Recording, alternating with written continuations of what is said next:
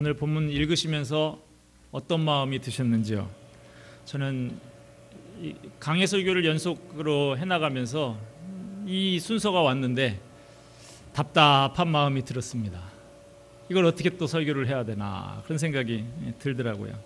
주일 아침부터 공개적으로 설교하기에 다소 부담스러운 내용입니다만은 남녀 간의 성적인 문제, 이혼의 문제 이런 이야기죠. 연속 강해 설교를 하고 있는 입장에서 이 부분도 하나님 말씀인데 이 부분을 건너뛰기도 그렇고, 또 현대 사회는 이 성 문제, 이게 아주 민감하고 제일 많이 저질러지는 죄이기 때문에 다루고 가야겠다 그런 생각이 듭니다. 오늘 본문에는 남녀 간의 성적인 문제에 관한 4가지의 경우가 등장하고 있습니다. 간단히 요약을 하자고 하면요, 첫 번째 케이스는 결혼을 하고 한참 살던 남편이 아내가 처녀가 아니었다라고 주장하는 경우입니다. 이거 검증을 해서 남편의 주장이 맞으면 그 여자를 돌로 치고, 거짓이라고 하면 그 남편을 매로 때리고 벌금을 내고 평생 그 아내를 버리지 못하고 부양해야 한다, 이렇게 말하고 있습니다. 두 번째 케이스가 나오는데요, 남자와 유부녀가 간통을 한 경우에 남녀 당사자 둘 다 사형을 시키라고 합니다. 세 번째 케이스는요, 약혼한 여자를 남자가 강간을 한 경우인데요, 이건 2가지로 분류를 하고 있습니다. 성 안에서 이 일이 벌어졌다고 하면 둘 다 사형이다. 왜냐? 여자가 얼마든지 저항을 하고 도움을 요청할 수 있었는데 하지 않았으므로 둘 다 죄인이라고 봐야 된다. 두 번째로는 이것이 인적이 드문 들에서 벌어진 일이라고 하면 남자만 사형에 처해라. 왜냐하면 여성이 어떻게 해봐야 저항하기가 어려운 상황이었으므로 그것을 참작해야 한다라고 하는 것이고요. 자, 4번째 케이스도 나옵니다. 남자가 약혼을 안 한 여자와 동침을 했을 경우 남자가 벌금을 내고 평생 그 여자를 부양하는 책임을 갖는다. 이렇게 4가지의 경우가 나옵니다. 이 중에 2번째와 3번째 같은 경우는 잠시 생각해 보면 금방 이해가 갈 만한 내용이어서 그냥 읽고 넘어가는 걸로 하고요. 그런데 이 첫 번째와 4번째의 경우, 특히 첫 번째 경우는 우리가 좀 자세히 되짚어 볼 만한 내용입니다. 첫 번째 케이스가 13절에서 21절에 나오죠. 어떤 남자가 결혼을 하고 아내를 얻었습니다. 그런데 한참 살다가 보니까 이 아내가 싫어지는 거예요. 그래서 아내를 버리기 위해서 비방거리를 만듭니다. 누명을 씌우는 거예요. 내가 첫날 밤을 치렀을 때 내 아내에게 처녀의 표징이 없었다라고 하는 것이죠. 즉, 이 여인은 아주 부정한 여인인데 나를 속이고 처녀로 시집 오는 것처럼 그렇게 결혼을 했다. 이거 사기 결혼이다. 이렇게 주장한다는 것이죠. 여성이 결혼을 했는데 이미 성경험이 있는 사람이었다. 요즘 같으면 그 여자 성에 대해서 개방적인 생각을 가진 사람이로구나 하는 정도로 생각하는 사람도 꽤 있을 거예요. 그러나 고대 사회에서는 절대로 용납할 수 없는 일이었습니다. 그것은 곧 그 여성이 창녀와 같은 것이라는 의미고, 그런 여성은 정상적인 가정을 꾸리고 살 수 있게 용납하지 않았습니다. 여기서 우리가 우선 짚어봐야 할 것은 이 문제를 제기한 남성의 의도가 무엇일까 하는 점입니다. 이 남자가 하기 싫은 결혼을 등 떠밀려서 억지로 한 게 아니에요. 자기가 좋아서 그 여자와 결혼을 해놓고 자신의 성적인 욕구가 채워지고 나니까 아내를 내치려고 누명을 씌우고 있는 상황인 것이죠.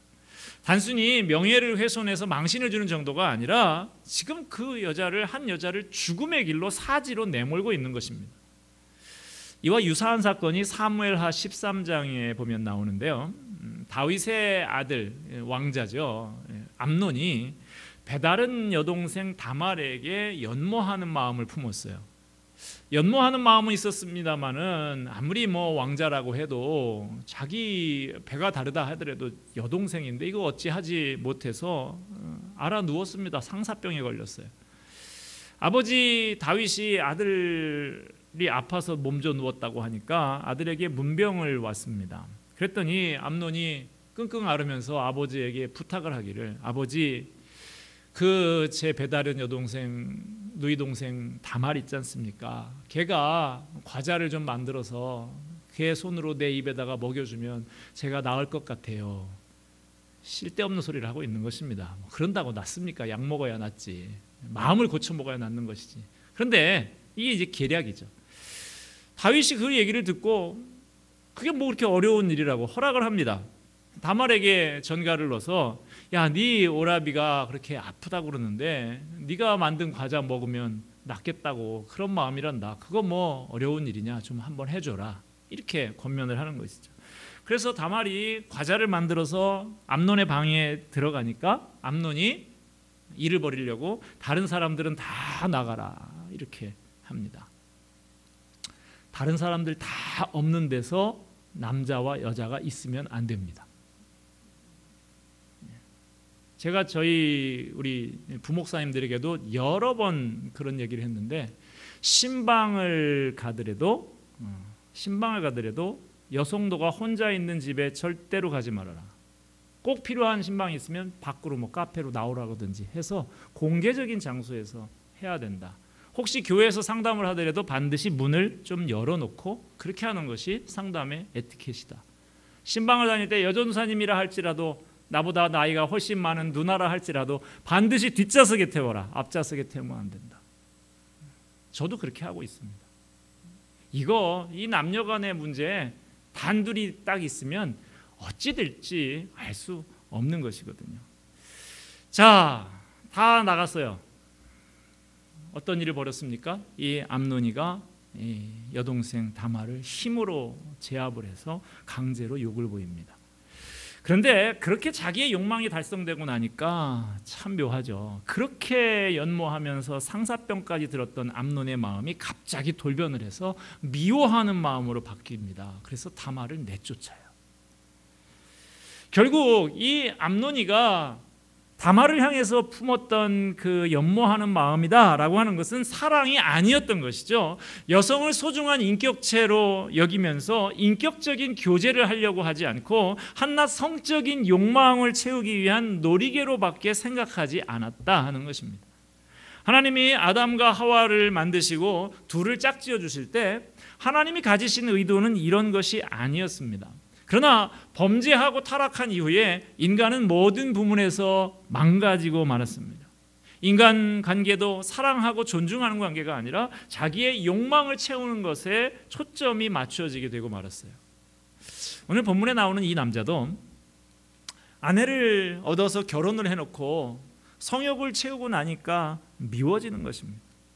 그래서 그 여자 내쫓고 싶어서 그래도 한때 사랑했고 결혼까지 했던 그 여인을 사지로 지금 내몰고 있는 것입니다. 물론 오늘 본문에 나오는 남편 된 사람의 주장이 사실일 수도 있어요. 아닐 수도 있지만요. 그 아내가 진짜로 순결을 지켜오지 못한 여인일 수도 있어요. 그러나 그 사람이 그 여인을 진정으로 사랑했다고 하면 아내에게 왜 그랬던 것이냐, 무슨 사정이 있었던 것이냐라고 물어본 다음에 내가 과거의 일은 다 용서해 줄 테니까 앞으로는 절대로 그렇게 하지 말자라고 하면서 남들에게 알리지 않고 조용히 넘어가면서 가정을 지킬 수도 있는 것이죠. 정 그것 때문에 배신감을 느끼고 견디기 어렵다고 하면 둘이 합의해서 조용히 갈라설 수도 있는 것입니다. 굳이 사랑했던 사람을 모욕을 주고 사지로 내몰아야만 하는 것은 아닌 것이죠. 저는 오늘 본문의 말씀이 처녀성을 지키지 못한 여성은 성적으로 순결하지 못하니 죽여라, 죽어 마땅하다 하는 데에 초점이 있다고 생각하지 않습니다. 물론 오늘 본문의 말씀이 성적인 순결에 대해서 관심이 없는 것은 아닙니다. 그렇지만 오히려 이 말씀이 더 비중을 두고 있는 것은 당시에 남성들이 우월적인 지위를 이용해서 여성을 학대하고 가정을 깨고 자기의 성적인 욕망만 채운 다음에 갖은 트집을 잡아서 힘없는 여성을 사지로 내모는 잔인한 행위를 하지 못하도록 하는 데 있다고 봅니다. 고대 사회에서는 이런 일이 실제로 비일비재하게 일어났던 모양입니다. 그래서 오늘 말씀은 이런 악한 남성들의 모함과 횡포에 저항할 수 있도록 여성 쪽에서 마련할 수 있는 대비책을 가르쳐주고 있습니다. 그게 뭐냐? 혹시 남편이 엉뚱한 소리를 하지 못하도록 첫날 밤 잠자리를 했던 옷을 증거로 챙겨두라는 거예요. 그것도 자기 집에 보관하면 남편이 그거 증거를 없애버리고 모함할 수 있으니까 친정 아버지에다가 딱 보관을 해두라는 것입니다. 이런 사건이 생기게 되면 재판관이 사건을 조사하라고 합니다. 그래서 이 여자가 처녀였다는 것이 증명되면 그 남자는 매로 맞고요. 그리고 은 100세겔을 벌금으로 장인에게 주고 그 평생 그 여자를 버리지 못할 아내로 삼게 했습니다. 그러나 만약에 여자가 정말로 처녀가 아니었다라고 하면 그 아비 집에서 끌어내서 돌로 쳐서 죽이려고 합니다. 저는 처음에 이 구절을 보면서 이 법이 좀 불공평한 거 아닌가라는 생각을 먼저 갖게 됐습니다. 처녀성에 대해서 여자가 거짓말을 했다는 것이 밝혀질 때는 여자를 죽이지 않습니까? 그런데 그러면 남자가 이 부분에 대해서 거짓말을 한 것이 밝혀질 때는 남자도 죽여야지. 왜 매 좀 맞고 벌금 좀 내고 평생 그 여자 내치지 말고 아내로 데리고 살라고 하냐 이거예요. 어때요 여러분? 불공평하지 않습니까? 어떻게 똑같은 죄가 여성에게는 죽을 죄가 되고 남성에게는 매 맞고 벌금 낼 죄가 됩니까? 그냥 남자나 여자나 불성실한 성적으로 불성실한 부분이 드러나게 되면 다 죽이든지 아니면 똑같이 다 매 맞고 벌금 내고 평생 같이 살게 하든지 해야 공평하지 않냐 이것입니다. 이 부분은 이렇게 생각해 볼 필요가 있습니다. 고대 사회에서 아내가 죽게 되면 남은 남자는요 심리적으로는 좀 타격이 있을지 몰라도 먹고 사는 데는 별 문제가 없습니다.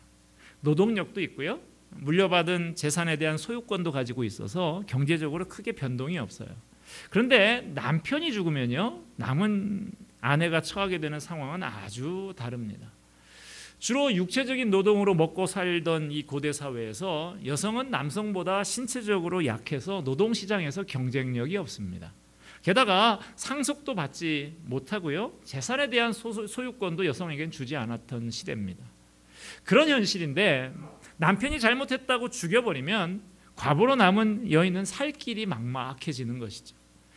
잘못은 남편이 했는데 애매한 아내가 극심한 어려움에 내몰리고 생존이 위협받게 되는 것이죠. 그래서 남편이 죽을 죄를 지은 것은 맞지만 그래도 죽이지는 말라는 거예요.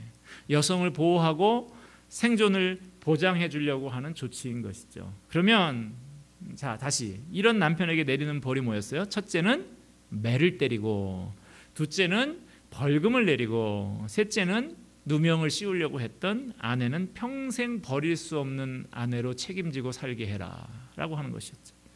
자 여기서 또 잠깐만요. 매를 때리고 벌금을 내는 것은 이해가 돼요. 그런데 아내를 평생 버릴 수 없는 것, 이게 벌입니까? 여기 남성 여러분, 내 아내를 평생 버리지 못하고 사는 게 벌입니까? 축복입니까?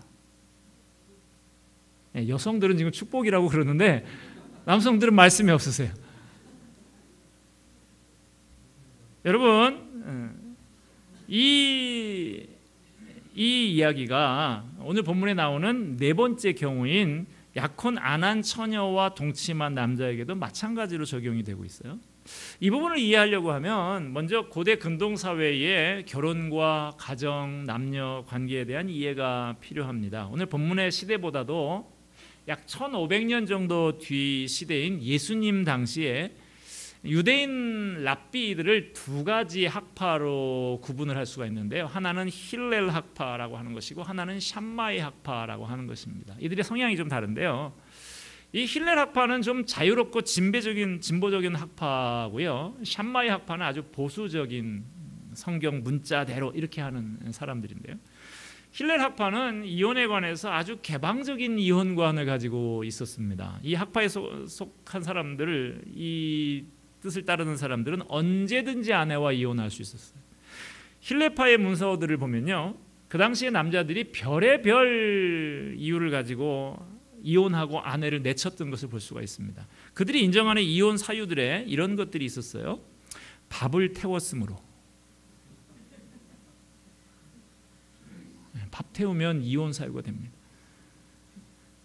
제 아내에 해당하는 조항이 나오는데 반찬에 소금을 많이 넣었으므로. 제가 20년이 넘도록 저는 어려서부터 아주 싱겁게 저희 어머니가 저를 길을 들여놔가지고 조금만 짜면 좀 힘든데 20년이 넘도록 제가 얘기를 해도 한 일주일쯤 지나면 다시 돌아서 짜지고 이렇게 자기는 이제 이게 맛이 안 나는 거죠. 이렇게 넣어가지고는 이혼 사유가 된다는 겁니다. 집안 청소가 형편없었으므로. 네. 나네가 나왔어요. 예. 남편에게 말대꾸를 했으므로. 구구절절이 나인 사람도 있죠. 길거리에서 얼굴을 함부로 보였으므로. 와. 지금 여성들이 들으면 지금 분통이 터질 만한 이야기입니다만은 이런 시대가 있었다는 것입니다.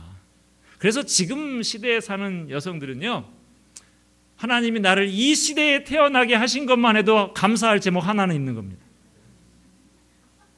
자, 다시 본문으로 돌아가서요. 아내를 평생 버리지 못하고 미우나 고우나 데리고 살면서 책임을 지고 부양하는 것, 이게 벌입니까? 자꾸만 요즘 시대의 관점만 가지고 생각하면 안 돼요. 밥만 태워도 아내를 내치고 버릴 수 있는 시대에 이거는 상당한 벌이라고 할 수 있는 것입니다. 오늘 본문에 나오는 다양한 경우들을 종합을 해보면 성관계에 관한 성경의 일관된 관점이 나옵니다. 뭡니까? 성관계는 결혼한 부부 사이에서만 독점적으로 허락된다라고 하는 것입니다.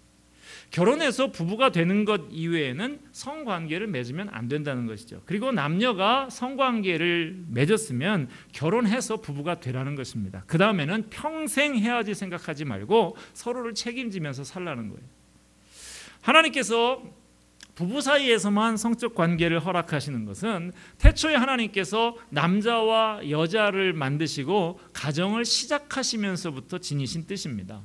하나님이 아담을 만드시고 혼자 사는 것이 좋지 않다고 하시면서 아담을 잠들게 하셨죠. 그리고 아담의 갈비뼈를 취해서 하와를 만들어서 돕는 배필로 주셨습니다. 자, 이제 갈비뼈 빼는 수술을 해서 마취를 하셨겠죠, 하나님이. 그래서 딱 잠에서 깨보니까 예쁜 자매가 하나 내 눈앞에 딱 와 있어요. 아담이 깨어나서 첫 번째 한 말이 뭐였습니까?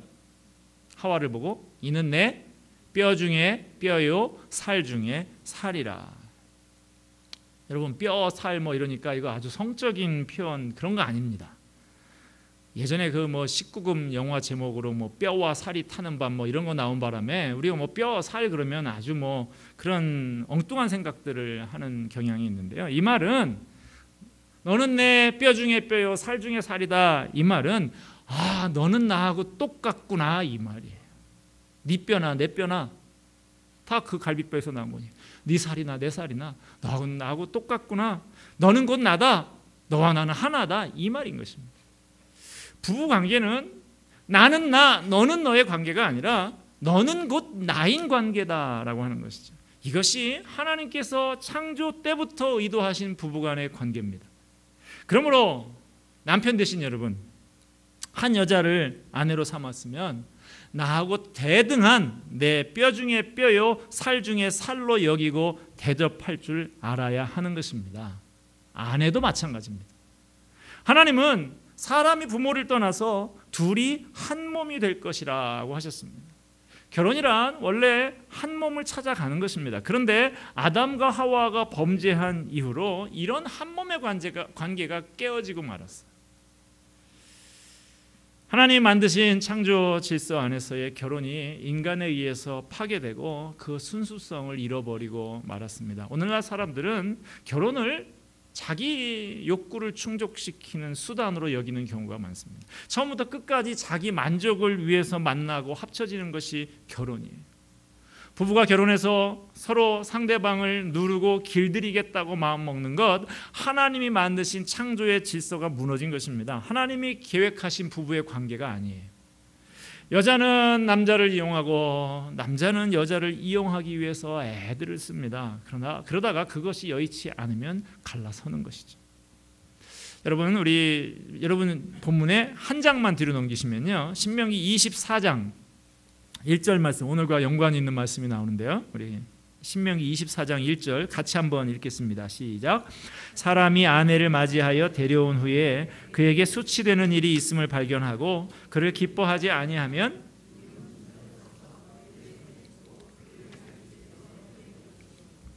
자, 여기서 수치스러운 일이 이혼 사유가 된다 그러는데 이 수치스러운 일이란 게 뭔지를 명확하게 규정을 하고 있지를 않습니다. 그래서 그 해석을 가지고 힘을 가진 남자들이 악용을 해왔어요. 마가복음 10장 2절 이하의 말씀에 보면 예수님께서 바리새인들에게 질문을 받습니다. 사람이 아내를 버리는 것이 옳습니까? 예수님께서 또 반문을 합니다. 모세가 너희한테 어떻게 가르쳐줬냐? 그러자 그들이 오늘 이 말씀 신명기 24장의 규정을 인용을 하면서 이혼 증서를 써주고 내보내라고 했지요 라고 이렇게 답변을 합니다. 그런데 예수님께서 그 규정이 나오게 된 기원에 대해서 말씀을 해주시는 것이죠.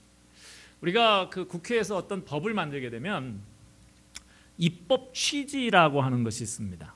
애매한 규정이 있을 때는 왜 이 법을 만들게 됐느냐, 보통 법을 하나 만들면 그 서문에다가 왜 이런 법을 이렇게 만들게 됐는가, 김영란법이 만들어지면 왜 이렇게 하게 됐는가, 이 사회에 뿌리 깊게 쌓여 있는 부정부패를 일소하기 위해서 이런 법을 만든다, 이런 취지라는 것이 있죠. 규정으로만 다 표현하기 어려운 입법 취지라는 것이 있는데 예수님께서 지금 그런 얘기를 하고 있는 거예요. 모세가 왜 이혼 증서를 써서 내보내라고 했는지 아냐? 그 입법 취지를 알아? 이 얘기를 하시는 거예요. 하나님이 이혼을 허락하신 것은 너희의 마음이 완악하기 때문에 주어진 것이다 라고 말씀합니다. 인간의 마음속에 있는 죄악성이 있기 때문에 불가피하게 필요악과 같이 이 제도가 생겨날 수밖에 없었던 것이지 원래 하나님은 이혼하는 거 원하신 건 아니야, 이 말이에요. 모세의 법 이전에는 사람들이 이혼을 할 때 이혼 증서 없이 그냥 아내를 내쳤어요. 당시 여성이 이혼 증서도 받지 못하고 버림을 당하면 재혼도 할 수가 없지요. 살 길이 막막한 것입니다. 그래서 연약한 여자를 보호하기 위한 차원에서 그래, 이 약한 녀석들아, 그렇게 하지 말라 그래도 이혼을 한다고 그러는 것이냐? 정이혼을 하려면 그 불쌍한 여성에게 이혼 증서라도 써줘라 라고 한 것인데, 악한 사람들이 이것을 악의적으로 해석을 해서 함께 살다가 살기 싫으냐? 이혼 증서만 써주면 언제든지 이혼해도 된다, 이런 식으로 해석을 하고 이혼 증서를 남발한 것이다 라는 것이죠. 예수님께서 바리새인들의 이혼에 관한 질문을 받으신 다음에 부부의 관계에 대해서 말씀하십니다. 하나님께서 창조 때부터 남자와 여자를 만드시고 부모를 떠나서 한 몸이 될 것이다 라고 하였으니 이제는 둘이 아니고 한 몸이 된 것이다. 그러므로 하나님이 짝지어 주신 것을 사람이 나누지 못한다 라고 하셨습니다. 여기에 뭐가 좀 달라진 걸 잘 모르실 텐데, 여기에 전에 저 등에다가 그 투명한 이 비닐 같은 걸로 이렇게 해가지고 겉에서 보면은 다 보이셨었죠. 이게 무슨 노란색, 하얀색 이렇게 보였었는데 어제 행사를 하고 그러는데 계속 눈에 좀 걸려가지고 우리 부교육자들하고 같이 저기 이제 지금 마분지 같은 걸로 좀 새로 씌웠어요. 근데 이렇게 전에 테이프로 이렇게 붙여놓은 거를 딱 윤재덕 전사님이 저기 이제 올라가셔서 가벼우니까 올라가서 이제 그거를 전에 붙였던 걸 딱 띄는데 그 저 등기구에 있는 칠이 딱 벗겨지는 거예요. 그래서 제가 그 해석을 해줬습니다. 이것은 바로 부부 관계와 같다. 이렇게 한번 결합할 때는 그냥 지들끼리 좋아서 결합한 것 같지만 이것이 떨어질 때는 상처가 나고 찢어지고 아픈 상처가 있는 것이다. 부부는 이렇게 히브리어로 다바크라 그래서 본드로 붙여놓은 것과 같은 것인데 이것 떼려면 그냥 떨어지는 게 아니고 갈기갈기 다 찢어지고 아픔이 있어야만 이거 뗄 수 있는 것이다. 하나님께서 총각 전도사님에게 이 진리를 깨닫게 하려고 저것을 포기하셨다. 제가 그렇게 얘기를 했었습니다. 여러분, 창조 때부터라고 그럽니다. 하나님이 창조하실 때부터 본래의 부부를 향한 계획은 이렇다 이 말입니다. 하나님의 창조 당시에 원래의 계획은 본래 이렇다. 여러분, 행복한 삶이 뭘까요? 자연스러운 삶입니다. 그리고 자연스럽다고 하는 것은 하나님의 창조의 계획을 따라서 사는 것입니다. 하나님의 창조의 법칙을 따라 사는 것이 제일 자연스럽고 그것이 행복한 삶입니다. 그러면 결혼에 대한 하나님의 창조의 법칙과 계획은 뭡니까? 하나님께서는 한 남자와 한 여자를 만나서 사랑하고 두 사람이 한 몸이 되게 하셨어요. 한평생 한 남자와 한 여자가 한 몸을 이루어서 살아가는 것이 하나님의 창조 계획에 담겨 있는 것입니다. 그러나 오늘날 얼마나 많은 사람들이 둘이 한 몸이 되는 대신에 셋이 한 몸이 되고 넷이 한 몸이 되고 다섯이 한 몸이 되고 그러고 있습니까?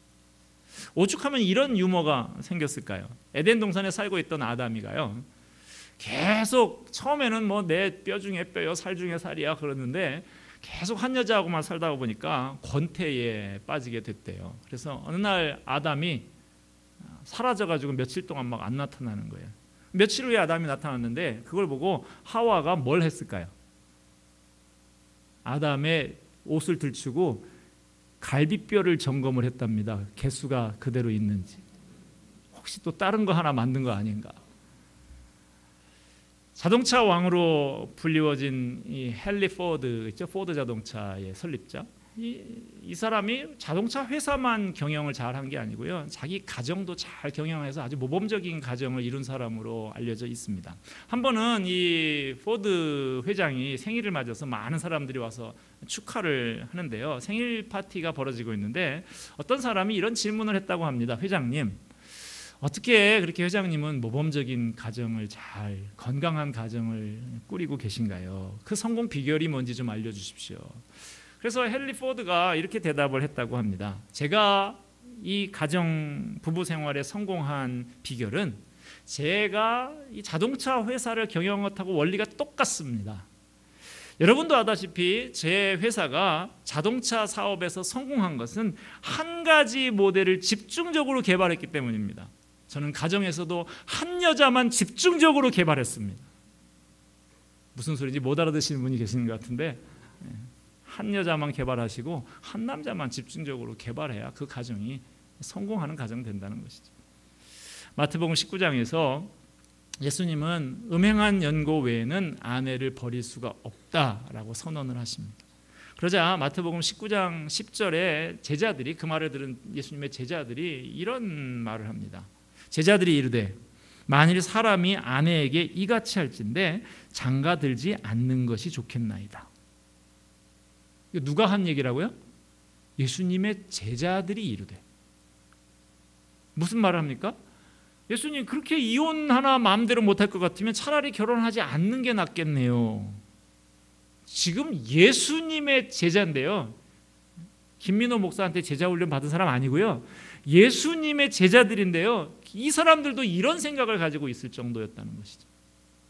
어느 사회를 보더라도 그 사회가 멸망할 때는 먼저 윤리적인 도덕적인 망조가 드는 법입니다.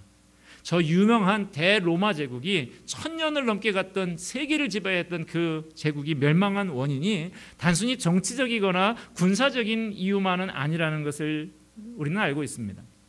로마 제국의 멸망의 직접적인 원인 가운데 하나는 도덕적인 원인이 지적되고 있습니다. 성도덕의 문란과 가정의 붕괴가 로마 제국의 멸망과 직접적인 관련을 갖고 있었다는 것은 역사적인 사실입니다. 그래서 그 당시에 로마의 철학자였던 세네카는 기회가 있을 때마다 이렇게 역설을 했다고 합니다. 로마의 애국자들이여, 가정으로 돌아가십시오. 가정을 지키십시오. 여러분, 하나님은 우리의 가정이 위기를 극복하고 세워지기를, 건강하게 성결한 가정으로 세워지기를 원하십니다. 하나님은 위기에도 불구하고 우리가 다시 한번 주님 앞에 견고하게 서기를 원하십니다. 이것이 너무 어렵습니까? 너무 어려운 고통이고 너무 견디기가 힘들다고 생각하십니까? 그 갈등, 그 고통, 그 아픔, 그 상처를 가지고 십자가 앞으로 나아가시기 바랍니다. 십자가 앞에 여러분의 짐을 내려놓으세요. 우리의 허물과 죄를 담당하시고 십자가에 돌아가신 예수님, 장사한 지 사흘 만에 부활하신 예수님의 능력 안에서 우리가 극복하지 못할 위기는 없다고 생각합니다. 십자가의 거룩한 그 보혈의 피와 성령의 거룩한 능력이 우리의 가정을 회복시켜 주시기를 주님의 이름으로 축원드립니다. 기도하겠습니다.